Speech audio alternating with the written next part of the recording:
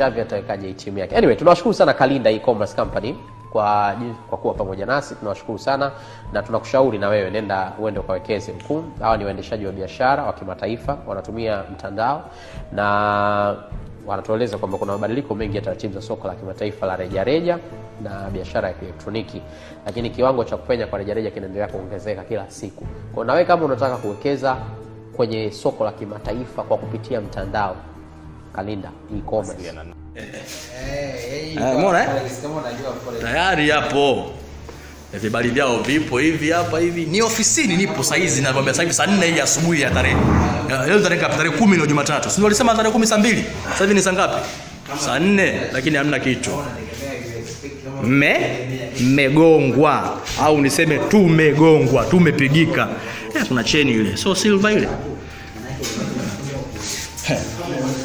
Tumeliwa baba. Alafu furniture zenyewe zote hizi sio za kwao. Hizi ni za mpangishaji. Aliwapangisha full set kila kitu yani. Hata hizi furniture sio za kwao. Hamna furniture yao hata moja hapa. Paka laptops walizokuwa wanatumia sio za kwao na mpangishaji anawadai kodi. Wanadaiwa miezi 2 hawajalipa. Dollars. And now the mark. Oh! Oh! It went to 0. Yeah!